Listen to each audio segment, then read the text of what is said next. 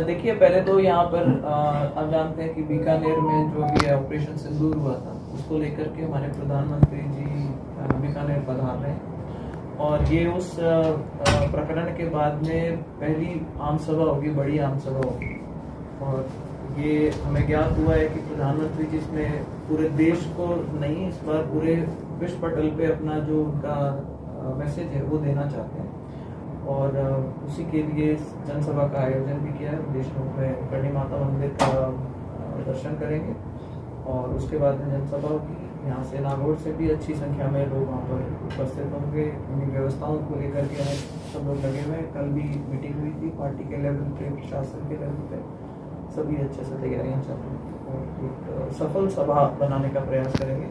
और इसका मुख्य उद्देश्य सिर्फ पार्टी से लेने का नहीं है, ये एक राष्ट्रवाद का मुद्दा है और भारतीय जनता पार्टी में भी क्लियर कट इस बार ये मैसेज है हम लोगों को भी और जो पार्टी के पदाधिकारी हम लोगों को भी कि इसको नागरिकों को, आम जनता को सामने रख करके और विशेष परिस्थितियों को ध्यान में रखते हुए इसको पार्टीबाजी से ऊपर उठ करके और राष्ट्रवाद की भावना के साथ में ये सारे कार्यक्रम जो एक श्रृंखला में आयोजित किए जा रहे हैं उनको आयोजित किया जाए। कुछ कार्यक्रम हो चुके हैं, कुछ बाकी भी बचे हुए, तो ये मुझे लगता है अच्छी शुरुआत है। इसी को आज आप लोगों के बीच में साझा भी करना चाह रहे थे। कल प्रदेश अध्यक्ष जी भी यहाँ पे पधारे थे, व्यवस्थाओं को लेकर के प्रभारी भी लगा रहे थे। बड़ी संख्या में लोग उपस्थित हों, नागरिक उपस्थित हों, पार्टीबाजी से ऊपर उठ करके इस चीज़ को देखें। ये निवेदन आप लोगों के थ्रू जनता से करना चाहता हूँ। मैम, नागौर से कितनी संख्या में लोग जा सकते हैं इस कार्यक्रम में? देखिए, मैं विशेष तौर से विधानसभा की अगर बात करें तो लगभग 10,000 के आसपास नागौर विधानसभा से हम लोग मानते हैं कि लोग जाएंगे। बाकी जिसका जितना डिस्टेंस है वो आप समझते हैं कि मौसम भी थोड़ा सा ज़्यादा गर्मी है, नौतपा चल रहा है और इन चीज़ों को देखते हुए मुझे लगता है कि जो भी विधानसभा आसपास की है वहाँ से अच्छी संख्या में सभी विधानसभाओं से लोग जा रहे हैं। एक मैम, हनुमान बेनीवाल धरना दे रहे, आंदोलन कर रहे हैं। पिछले दिनों मारोड क्षेत्र में एक कार्यक्रम हुआ था जिसमें बसपा के जो प्रत्याशी रहते लोकसभा के, उन्होंने ये कहा था कि हमारे लिए तो ठीक है, ये फिर से जीत गया, पिछली बार भी जीते ही थे ना, आपको लेकर बयान दिया था। अब ये स्थिति है कि राजपूत समाज विरोध भी कर रहा है बेनीवाल का, तो ये क्या राजनीतिक समीकरण बन रहे हैं? एक तरफ विरोध भी हो रहा है, पहले उनके ही समाज के ताल्लुक रखने वाले लीडर ने कहा था कि हमारे लिए तो ठीक ही है। देखिए, सही कह रहे हैं वो। रघुनाथ जी महाराज की जयंती थी जिसका कार्यक्रम भी शायद आप उल्लेख कर रहे हैं, उसकी वीडियोस मैंने भी देखी थी। और ये समय समय पर जातियों को बांट करके और आपस में राजनीतिक फायदे की चीजें जो है वो पॉलिटिकल सिनेरियो पे बहुत आम विषय बन चुका है। और जो बसपा से जो कैंडिडेट खुद नागौर में खड़े हुए थे, उन्होंने खुद ये मान लिया था कि भाई मैं तो वोट डिवाइड करने की नियत से खड़ा हुआ था, भारतीय जनता पार्टी का कैंडिडेट यानी कि मैं ना जीत जाऊं और वोट डाइवर्ट हो जाए। हनुमान बेनीवाल जी अगर जीतते हैं तो हमारे को कोई नुकसान नहीं होता। उन्होंने समाज में मैसेज देने का प्रयास किया था। लेकिन अगर आप उसको ध्यान से देखेंगे वीडियो को, तो उनको कुछ समझदार लोगों ने स्टेज पर रोकने की भी कोशिश करी थी कि जो आप बात बोल रहे हो वो ठीक नहीं। रही बात हनुमान बेनीवाल जी की, तो इतना ही कहूंगी कि उनका अभी जब विधानसभा के उपचुनाव हुए थे उसके बाद उनकी पत्नी जब चुनाव हार गई, उसके बाद से उनके लगातार इस तरीके के बयान आ रहे जिसमें वो हर चीज को चैलेंज करने निकले। और 2-3 बार उन्होंने पब्लिकली ये चीज कह दी कि राजस्थान की जो भूमि है, जो कि आप सब जानते हैं और हम सब इस बात में बहुत गर्व महसूस करते हैं कि राजस्थान वीरों की भूमि मानी जाती है। और यहाँ पर उन्होंने ये कह दिया कि ये वीरों की भूमि और शूरों की भूमि और सब फालतू की बातें, ऐसा कुछ नहीं है। और एक रह करके उन्होंने एक मैसेज देने की कोशिश करी कि यहाँ के जवान को और यहाँ के आम आदमी को तो लड़ना जो सिखाया वो मैंने सिखाया है। और इसी चीज को वो दोबारा कायम रखे जा रहे हैं। मुझे लगता है कि ये पॉलिटिकली इस तरीके के बयानों का कोई औचित्य नहीं बनता और ना इस तरीके के बयान देने चाहिए जहाँ दो समाजों के बीच में लड़ाई। उन्होंने जो बयान दिया था वो बहुत ही दुर्भाग्यपूर्ण था और मुझे लगता है कि उनको इसके लिए एक सार्वजनिक रूप से माफी मांगनी चाहिए। उन्होंने कई लोगों की भावनाओं को आहत कराया और वो कोई एक विशेष समाज से नहीं आते। हम सभी लोग उस चीज से आहत महसूस करते हैं क्योंकि हम वास्तव में इस बात के लिए बहुत गर्व महसूस करते हैं कि हम राजस्थान से आते हैं, जहाँ मतलब इतिहास में अगर आप देखेंगे, अगर इतिहास में अगर मुगल राजस्थान के बियॉन्ड या साउथ तक नहीं जा पाए, तो उसके अंदर हमारे यहाँ के जो राजा थे उन लोगों की एक बहुत बड़ी भूमिका रही थी। उन्होंने इतिहास के वो चुनिंदा पन्ने ही पढ़े हैं जहाँ पे उन्होंने किन्हीं किन्हीं चीज़ों को लेकर के, और आप देखेंगे कि सोशल मीडिया पे वो एक पन्ना घुमा रहे कि सब फला टाइम पे ये हुआ होगा, कुछ अलग अलग प्रथाएं थी, कुछ राजनीतिक दृष्टि से अगर कोई आपस में कोई अगर विवाह करे भी होंगे उस जमाने में, तो उनकी क्या मजबूरी रही होगी या उनका क्या उसके पीछे सोच रही होगी, इस भूमिका में भी जाना जरूरी होता है। सिर्फ उसको एक पन्ने पे निकाल करके कि फला साल के अंदर फला ने यहाँ पे ये किया था, ये किया था, ये किया था, मैं समझती हूँ कि एक बहुत गलत चीज़। इस तरह की चीज़ों से अगर आप पब्लिक जीवन में होते तो आपको दूर रहना चाहिए। आज प्रधानमंत्री का वीडियो जो पुराना था वो वायरल बेनीवाल जी की ओर से किया गया, तो पेपर लीक के मामले में हम उचित कार्रवाई करेंगे कांग्रेस सरकार के टाइम में। अब क्या हो गया, कार्रवाई क्यों हो? देखिए, कार्रवाई जारी है, लेकिन हमें एक उसके लिए मैं उदाहरण के तौर पे अगर आपको कहूँ कि 2021 PSI भर्ती की बात है जिसका विवाद अभी चल रहा है और जिसको लेकर के वो धरना दे रहे हैं, उसमें कई ऐसे मुद्दे आते हैं जिसमें आपको एक बैलेंस्ड व्यू लेना जरूरी है। मुझे पूरा विश्वास है सरकार की तरफ से जो कमेटी बनी है, कोर्ट की निगरानी में काम हो रहा है, अच्छा काम होगा। आप जानते हैं उसमें कई लोग हैं जो ऑलरेडी गिरफ्तार हो चुके हैं, कई लोग ऐसे हैं जिनकी जो SI भर्ती के अंदर जो अभ्यर्थी थे वो खुद भी गिरफ्तार हो गए हैं इसके अंदर। तो ये बात ठीक है, व्यवहारिक होगी मेरे हिसाब से कि जांच जारी रहे, लेकिन वो लोग जो 2021 में चुनाव जो एग्जाम दे सकते थे, शायद वो आज क्वालिफाई एज की वजह से ना भी कर पाए, तो आपको वो चीज़ भी ध्यान में रखनी पड़ेगी। दूसरी बात ये है कि 700 से ज्यादा बच्चे उसके अंदर सिलेक्ट हुए थे। हम ये नहीं कह सकते कि सभी लोग ऐसे थे जो कि पेपर लीक के पेपर उनको मिल गए थे। और ये भी मुझे पता चला है कि एक इम्प्रॉम्प्टू इनका सरप्राइज टेस्ट लिया गया था और वही पेपर इनके सामने वापस रखा गया था कि 1.5 साल बाद में जिसने अगर किसी ने रटा होगा कि उसने पेपर उसको मिल गया और कल उसको पेपर देना है, तो शायद वो सवाल रट के जा सकता था, लेकिन 1.5 साल बाद में उसकी जो संभावना है वो काफी कम हो जाती है। तो उसका जो रिजल्ट भी आया जब इनके सामने वो क्वेश्चन के ऑर्डर चेंज करके वो रख दिया गया, तो मुझे लगता है कि कमेटी उन सभी चीजों को संज्ञान में लेगी। लेकिन ये बात तय है, और जहां हमारा कानून ये कहता है कि चाहे 100 बेगुनाह बच जाए, लेकिन चाहे 100 गुनाहगार बच जाए, लेकिन एक भी बेगुनाह जो है उसको सजा नहीं मिलनी चाहिए। तो ये चीज यहाँ भी लागू होती है ये बच्चों के। और आप समझेंगे कि SI भर्ती में कोई बहुत ज्यादा जिसको कहना चाहिए कि समृद्ध परिवारों के बच्चे SI भर्ती में कम लोग आते हैं। साधारण परिवार के, किसान परिवारों के, साधारण बैकग्राउंड के बच्चे हैं, और इनके साथ न्याय होना चाहिए, सब मानते हैं। हम सबका मानना है कि जो दोषी हैं उनके खिलाफ जांच जारी रहनी चाहिए, और मुझे लगता है कि जो सरकार की तरफ से बनी हुई कमेटी है और कोर्ट है उसके अंदर अच्छा संज्ञान लेकर के बैलेंस तरीके की चीजें करेगा। रही बात बाकी भर्तियों की, आप सब में देखेंगे कई लोग हैं जो आज सलाखों के पीछे हैं, और आगे आने वाले समय में भी जिसका रोल उसमें आता जाएगा, सभी भर्तियों के अंदर जिन्होंने चीटिंग करी है, जिन्होंने बच्चों के जीवन के साथ में खिलवाड़ करने का प्रयास किया, सजा जरूर मिलेगी, वो कार्यक्रम जारी रहेगा। धनंजय सिंह को आज नोटिस मिला है, नागौर और जोधपुर दोनों जगह से जिलाध्यक्ष क्रिकेट के जो बताए जा रहे हैं, आज नोटिस दिए। कैसा देखते हैं इस पूरे सिनेरियो को? धनंजय सिंह गजेंद्र सिंह जी के बेटे हैं। देखिए, वो क्रिकेट की पॉलिटिक्स है, उसको मेन स्ट्रीम पॉलिटिक्स में मैं नहीं समझती कि उसके लिए कोई जगह है। हाँ, उन्होंने 2 जगह से एक साथ चुनाव लड़ा है, तो शायद मुझे नहीं लगता कि ये लीगली पॉसिबल होना चाहिए, लेकिन वो लड़ाइयाँ हैं जो लड़ने वाले लोग लड़ रहे हैं और कोर्ट में लड़ेंगे, ऐसा मेरा मानना है। मैम, कल या परसों मीटिंग थी, नगर परिषद में घटनाक्रम हुआ, सभापति मीटिंग में नहीं आई, अटेंड नहीं किया। ये बड़ा प्रत्याशी साथ है कि बीजेपी समर्थित है आजकल वो ना, लेकिन मीटिंग अटेंड नहीं करना, आयुक्त पे भी आरोप लगाना, और ये चीजें चल रही है। तो ये इसे लेकर क्या किया जा रहा है? सरकार स्तर तक कोई बात पहुंचाई जा रही है, क्या है? देखिए, मेरे संज्ञान में भी ये चीज आई थी कि कुछ लोग हैं जो इस बात से निराश हैं कि उनके काम नहीं हो पा रहे। वो पार्षद भारतीय जनता पार्टी के साथ में जुड़े थे, उन्होंने अच्छे से चुनाव में भी मदद करी थी और जनता का भी काम करने का प्रयास करते हैं, और उन लोगों की कुछ शिकायतें रही थी पीछे समय से।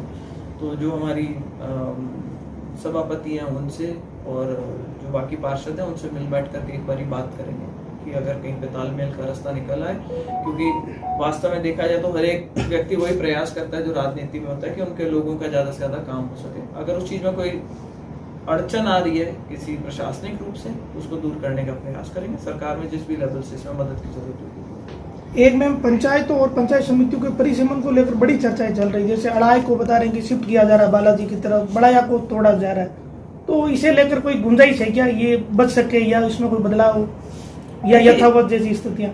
देखिए, मेरा ऐसा मानना है कि जब परिसीमन होता है तो क्योंकि जनता की भावनाओं से और मतलब ये उनके रोजमर्रा के काम से जुड़ी हुई एक चीज है। अगर किसी का हेडक्वार्टर कहाँ पे है, वो किस पंचायत में बैठा है, शहर से उसकी दूरी कितनी है, हेडक्वार्टर से कितनी दूरी है, आने जाने का रास्ता क्या है, तो ये सभी चीजें ध्यान में रख के, फिर पॉपुलेशन कितनी है, इन सभी गाइडलाइंस को ध्यान में रखते हुए एक प्रपोजल बनता है और उसके बाद में एक समय सीमा होती है जिसमें उस पर आपत्तियां जताई जा सकती हैं। और जिन लोगों के हमेशा सब सहमत नहीं हो सकते, सबका व्यक्तिगत स्वार्थ भी होता है कई बार, क्योंकि राजनीति से जुड़ी हुई चीज है, लेकिन प्रयास यही रहेगा हमारा भी और सरकार का भी यही प्रयास है, चाहे पार्टी की तरफ से जो कमेटी बनाई हुई है और जो प्रशासन है, हम लोगों का यही काम है कि जो जनता की सही भावना है वो सही लोगों तक पहुंचाई जा सके, ताकि ज्यादा से ज्यादा लोगों को ये जो लोकल लेवल पे जो उनके एडमिनिस्ट्रेटिव काम होते हैं इनमें अड़चन ना आए। और मुझे पूरा विश्वास है कि पंचायत समितियों को लेकर के, परिसीमन को लेकर के जब फाइनल प्रिंट आएगा तो आप भी देखेंगे तो इसमें ज्यादातर लोगों को जिसको कहना चाहिए कि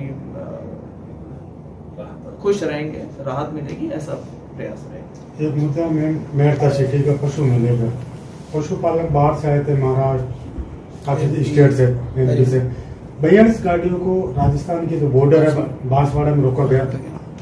ट्रक चालक है वो घूम रहे हैं, कलेक्ट्रेट में कम से कम 4 बार आ गए, सुनवाई नहीं हो रही। दोनों जगह भारतीय जनता पार्टी की सरकार है। देखिए, ये दोनों जगह के तो सिर्फ राजस्थान की बात हो रही है, बांसवाड़ा की बात है। आज वो ट्रक ड्राइवर्स कुछ आकर के हमसे भी मिले थे और उन्होंने अपनी बात रखी थी कि हमारे को एस्कॉर्ट के साथ में वहाँ भेजा गया था। तो जो हमारा प्रशासन है वो भी प्रयास कर रहा है वहाँ पे एसपी साहब से बात करने की। मैंने भी फोन मिलाया था, बात हो नहीं पाई, लेकिन एक्चुअल कारण क्या है वो जाने बिना मैं इसके ऊपर टिप्पणी नहीं करना चाहूँगी, क्योंकि अक्सर जो बताया जाता है उससे पिछली बार भी ये ऐसे मुद्दे आए थे, उनमें कुछ जेन्युइन केसेस थे और कुछ इस तरीके के केसेस थे जिन्होंने रास्ते से आवारा पशुओं को उठा लिया था और जो संख्या थी या जो सर्टिफिकेट उनके पास थे या जो यहाँ से पशु मेले से कागज बना करके गए थे वो पर्याप्त नहीं थे। उसका पुख्ता सबूत बाद में हमारे पास में आया था, तब से हमें समझ में आया कि इसके दोनों पहलू हैं, इनको जब तक सही तरीके से पुष्टि नहीं हो जाए उसके ऊपर टिप्पणी करना ठीक नहीं है। ठीक है मैडम, बोलो। जो राजनीतिक स्तर है गिरता जा रहा है, जिस तरह से सोशल मीडिया पे कमेंट्स आ रहे हैं हनुमान बेनीवाल के जो नागौर से सांसद है, इसलिए आपसे ये सवाल किया जा रहा है क्योंकि आप नागौर से बिलोंग करती है और नागौर के सांसद के बारे में तरह तरह की बातें सोशल मीडिया पे आ रही है और जिस तरीके की आनी चाहिए एक सांसद का, क्या वो रुख सामने आता है कि इस तरीके की बातें सामने आनी चाहिए जिस तरीके की जनता को देखने को सुनने को मिलती है, तो आगे का उनका भविष्य क्या होगा, कुछ बता सकते हैं? देखिए, वास्तव में चिंता का विषय है कि जिस तरीके से राजनीति का स्तर गिरता जा रहा है उसमें जहां मेन स्ट्रीम मीडिया में इस तरीके की भाषा का प्रयोग अपन आमतौर पर नहीं दे रहा।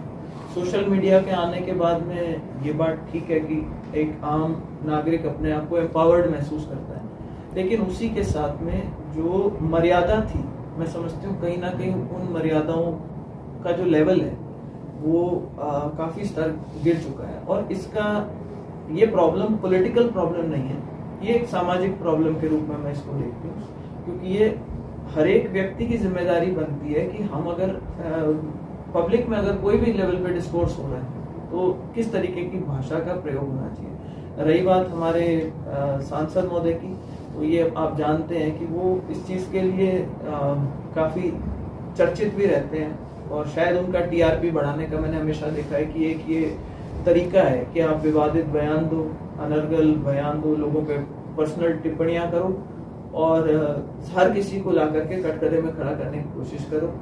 पहले वो सोचते थे कि मेरे पास में लाखों लोगों की फौज है, युवाओं की साथियों की फौज है और वो मेरा मदद करेंगे। आज वो समय कष्टदायक चल रहा है उनके, काफी मेरे को ऐसा लगता है, क्योंकि अब लोग उनके साथ फोटो खिंचवाने में भी कतराते हैं, पोस्टर डालने में भी कतराते हैं। तो ये कुछ एक छोटे लोग बचे हैं, तो अब फ्रस्ट्रेशन शायद यही निकलती है कि जिस लेवल का वो भाषा का प्रयोग करते हैं, जिस लेवल की भाषा का प्रयोग उनके जो फॉलोअर्स हैं और जो इन्हें गिने लोग बचे हैं वो करते हैं, मैं समझती हूँ कि इनको हमारे दबाव के तहत नहीं, इनको समाज के दबाव के तहत इन लोगों की चीज़ों को जल्दी से छोड़ना पड़ेगा। और रही बात हनुमान जी की, तो उनको तो लेसन ले लेना चाहिए कि पहले एक सांसद थे, 3 MLA थे, फिर घट करके कम हो गए और अब एक सांसद रह गए और परिवार में भी हार का।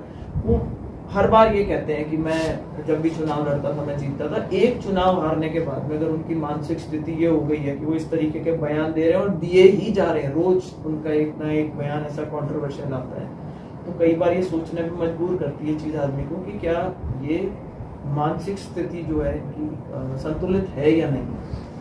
और ये पार्लियामेंट के अंदर आप बैठते हो, एटलीस्ट जिसको हम पार्लियामेंट्री भाषा कहते हैं उसका इनको प्रयोग करना चाहिए, ऐसा मेरा मानना है। और ऐसा ही दबाव समाज की ओर से इनको होना चाहिए और इनके साथ में जो इनके फॉलोअर्स हैं उन पर भी होना चाहिए सोशल मीडिया। जिस तरह से SI एग्जाम भर्ती कोर्ट में चल रही है, हनुमान बेनीवाल का धरना प्रदर्शन कितना जायज है कितना नहीं है, उसको लेकर आप क्या सोचते हैं?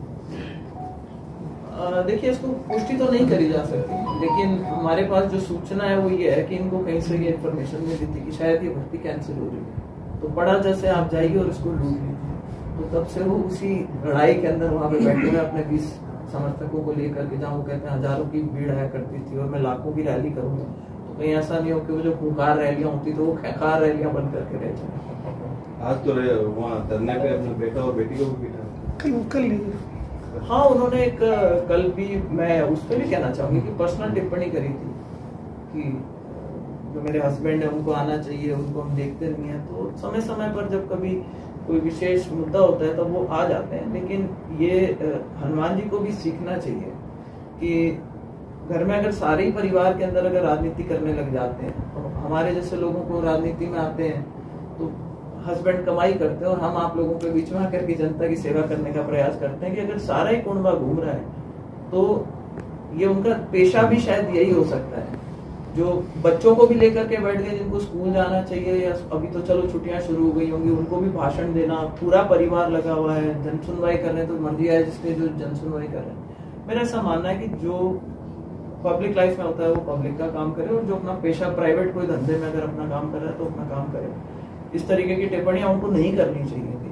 उसमें भी कुछ अनर्गल पता नहीं क्या बोल रहे थे। 2090 में मेरे पिताजी ने चुनाव लड़ा, 2090 आने में तो भी काफी साल बाकी है, हनुमान जी को याद दिलाना पड़ेगा। तो बोला मैंने 4 पार्टियों से अलग अलग चुनाव लड़ा, वो खुद भूल गए कि उन्होंने कब किस पार्टी से समझौता कर रखा था। तो बड़े अजीब से बयान है, मेरे को लगता है दवाई की डोज वापस से सेट करने की जरूरत है। हनुमान बेनीवाल ने अपनी सुरक्षा अभी हाल ही में लौटा दी थी वापस पुणे, और एक वीडियो वायरल हुआ था जिसमें सुरक्षाकर्मी जो है वो बच्चों को क्रिकेट खिलाते हुए नजर आ रहे थे उनके घर में। उसको लेकर ये सुरक्षा वाला क्या मसला कभी हट जाती है, अभी है सुरक्षा भी? देखिए, ये तो प्रशासन की चीजें हैं कि अगर कहीं किसी को कहते हैं कि इनको थ्रेट है, कभी देख खुद कह देते हैं कि मुझे थ्रेट है, कभी कहते हैं कि नहीं मैं तो किसी से डरता नहीं हूँ, तो हमारे को खुद ही कई बार समझने में दिक्कत होती है। और फिर जब मिल जाती है इनको सुरक्षा, उसके बाद में बच्चों के साथ में क्रिकेट खेल रहे होते हैं, तो पता नहीं, या तो हनुमान जी अंदर ही बैठे होंगे बाहर बच्चे के साथ क्रिकेट खेल रहे हैं, हो सकता है कि भी पॉसिबल हो। उस दिन हनुमान जी किधर थे, उस पर मेन चीज ये फोकस करने की कि क्या उनकी रक्षा करने के लिए वो सुरक्षा कर्मी वहां पे उपस्थित थे या नहीं थे, अगर वास्तव में उनके जीवन को कहीं खतरा है। तो पंचायत समिति की बैठक में मारपीट हुई थी, क्या घटना को देखते हैं जगदीश मीडिया से दूसरे बेनीवाल जी के समर्थक प्रधान? देखिए, उप प्रधान जो है वो समय समय पर अलग तरीके की टिप्पणियां करते रहे हैं। मेरे पास में भी उनका फोन आया था और वो कुछ इस तरीके की बातें कर रहे थे जिसमें अपने को कहना चाहिए कि जो कानूनी नहीं है, मुझे कह रहे छूट दिलवा दीजिए, हम भी कुछ पत्थर निकाल लें, हम भी कुछ काम कर लें। तो मैंने बता दिया था, मैंने कहा जी कानून के दायरे में रहकर के जो कर सकते हो कर लो। रही बात इनके खुद के जो मैंने कहा ना, ये RLP की अब सबसे बड़ी प्रॉब्लम ये रह गई है कि इनको अपनी TRP मेंटेन करने के लिए रोज कुछ ना कुछ इस तरीके का एक शगुफा छोड़ना पड़ता है। मुझे लगता है वो भी एक शगुफे का ही उसमें रोल था। जिस तरीके की अभद्र भाषा का उन्होंने प्रयोग किया था, प्रधान जी का नाराज होना वाजिब सी बात थी। सीमा जी ने जो मुझे ध्यान है उनको रोकने का प्रयास किया, उसके बाद में हाथापाई की नौबत हो गई थी। और शायद वो चाह ही रहे थे, क्योंकि वो वीडियोग्राफर वगैरह के हिसाब से लोगों को लेकर के गए थे कि वीडियो बनाना, इसका मतलब वो अपना प्रीमेडिटेटेड थॉट के साथ गए थे कि मैं जा करके बवाल खड़ा करूंगा और उसको मैं हाईलाइट करवाऊंगा मीडिया में। ठीक है। तो मैडम